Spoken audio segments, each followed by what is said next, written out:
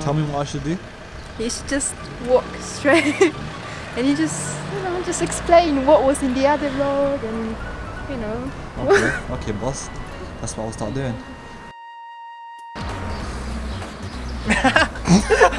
Wait, record me first walking from the...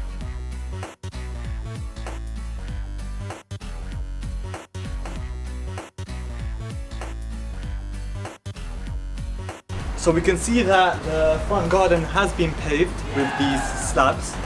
They're identical to the one which I've used in the garden, and I've done that because number one, it was just easier for delivery purposes. I don't have to shop around, organize different deliveries, and number two, one even surface generally looks nicer than two or three.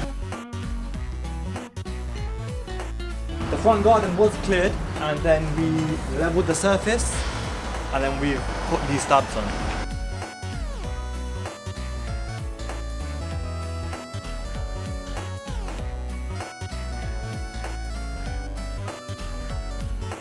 Last time we came here, the floor was leveled. I showed you the back end which we extended, and now 1 week later, ta-da!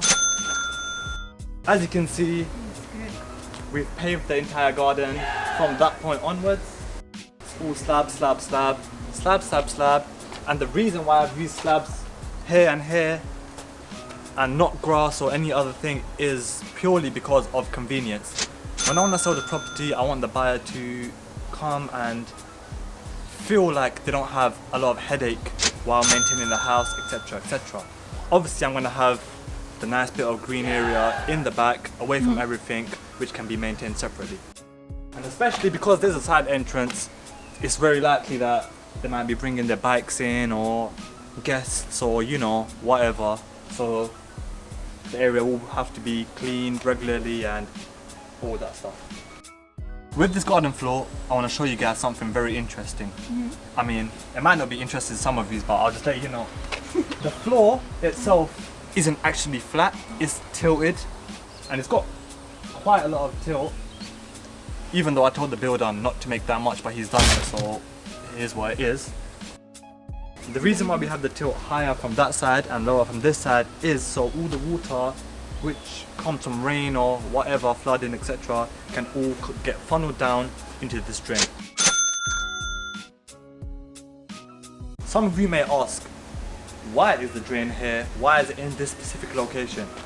The reason why the drain is one tile away from the actual building is basically so the water doesn't travel or come anywhere near the building, which may cause rising damp, etc, etc. Yeah. And here we've left one tile, obviously, so it looks neater. I don't really want to be cutting tiles, having half tiles. I just want to place the entire tile, so it only made sense for me to put one tile, then the drain, and then the pitched floor. In case water does travel here, whatever, somehow, we have the protection of the DPC layer of the concrete brick. As you can see, I'm bowling in wood right now. I'm swimming in wood. Yeah, I have got a bunch of wood here. No, I haven't started a wood business. All that wood over there is for the new vertical cladded fences. Yeah! I've called the contractors and they're gonna get back to me, but if they don't, I may just try to install them myself. The idea of this vertical cladded fence is generally that you would mount them onto something like this, like a support or whatnot, and then you start like this and you leave an even gap, another one, another one, another one, another one, until you have an entire panel filled with vertically placed woods. As you can see, the existing fence is battered like a sausage. When we bought the property, we were thinking about repainting the fences, and then we started leaning towards the idea of covering them up with a screening to get a nice even height. But it was working out quite costly, and bamboo it's not really the kind of style that I'm going for with the property. It's not really simplistic and it's not that contemporary.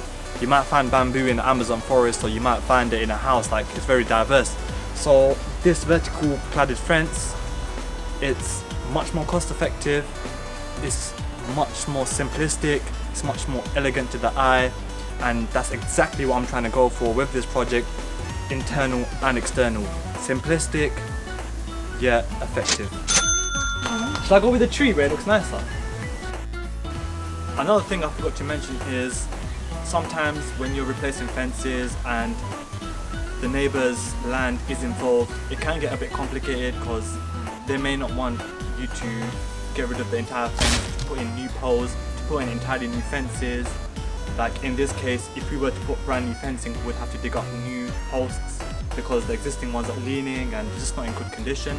Generally in these projects, you may have an initial design, but when it comes down to the actual visualization of these designs and when they're coming true, like you have to do alterations so your design fits in to the surrounding, not just some wild concept and something just absurd. It has to be nice for the neighbours and for the environment, and it just has to feel like it fits into the area.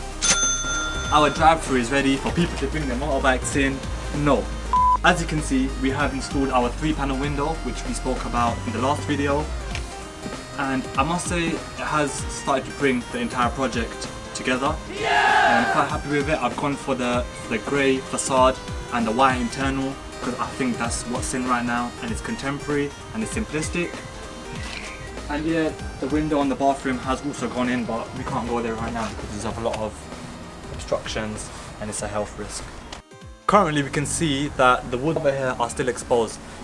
They won't be staying like that. There's going to be a fascia board which is going to be put on, and generally that's made out of PVC. It gives a nice clean finish. Within the fascia boards I've opted for LED lights, which basically is only for aesthetic reasons, and it's going to make it look nice once this is painted grey. Coming into the extension, I'll start off with the window which I showed you from the outside. This is how it looks from the inside. Like I mentioned, it's white, it's not grey, and it's been fitted in with plasterboards around it. Now all we have to do is put the edging trims and give it a nice skim. In the previous vlog I showed you guys the exposed roof. Shortly after that we called in the planning inspector. She came in, she had a look at the roof, had a look at the insulation, made sure everything met the regulations and the requirements. And from there we proceeded to run the electrical cables for the lighting and then put the plasterboards on top and secured it all up. This roof is going to be skimmed as soon as we get the delivery, but right now because of the whole situation which is going on, it's a shortage of skimming. No, I didn't start graffitiing on the wall and making some mad artistic things. This over here is the measurement for the spacing of the lights which I'm going to have in the roof, and I've made it very clear to the builder because I don't want any weird holes in the ceiling with wrong measurements. Wow, H, you look different. What happened? I had a makeover. Yeah! Whenever you redesign the house or make the whole new design, make sure you adjust it to the climate. And obviously each country has its own climate, so you want to make sure if you're in a hot country, you use a lot of ventilation devices or techniques. Yes, yeah. And if you're in a cold country, you want to use thick insulation. That's it, thick insulation. Yeah. This silver thing hanging down, no, it's not random. I don't know the technical word for it, but I'll just call it a hanger. The purpose of this is to mount the roof down. You would mount the top of that to the roof, and then you would mount this to the wall. That initially would stop the roof from flying off in severe winds or storm. Let me speak a little bit about the electricals which I've Let me speak a little bit about the electrical design. This over here is going to be a 3-way light switch that is going to control the spotlights for the entire room and the center lights. Door opens, first thing you do is you turn on your light and you can see in the dark. The other switch is on this section of the room. I've designed this kitchen in 2 parts. So that part of it is going to be the cooking and all of the sink. So that part of it... The reason why there's 2 light switches controlling the same light is because I've designed this kitchen in 2 parts. The first part is going to be the cooking, sink, fridge, etc.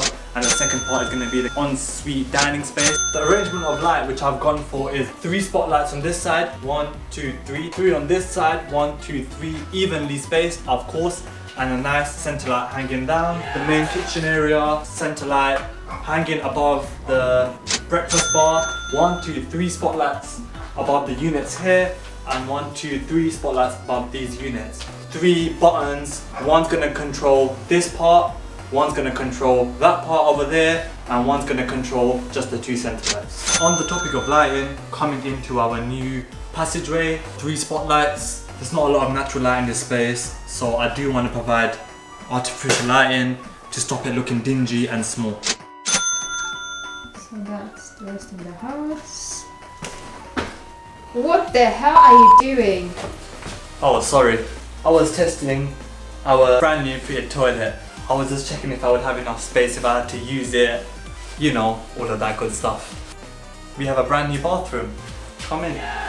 The existing window was there and we transferred it here because I wanted the bath to be tucked away in the corner over there. So when you open the door, you don't walk into a bath right in front of your face, or you don't walk into some cramped little space. The boiler is on the other side of that wall, so if there was a leak or whatnot, it could easily be repaired.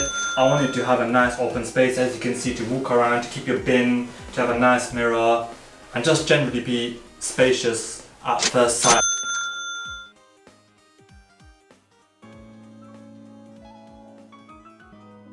Coming into the main reception room of the house, I'll just speak a little bit about the existing service room. To optimize space, we're going to turn it into a cloakroom. The reason being is because when you walk into the house, there's not much space to put your shoes or your coats. So once we've boarded this all up, the new buyers can easily place their shoes, their coats, whatnot in this nice new addition to the house. Yes!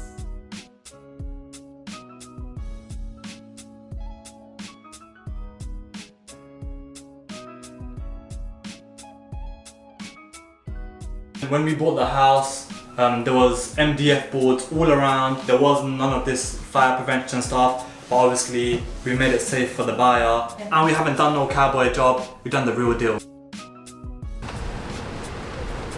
Make sure you like, comment, subscribe.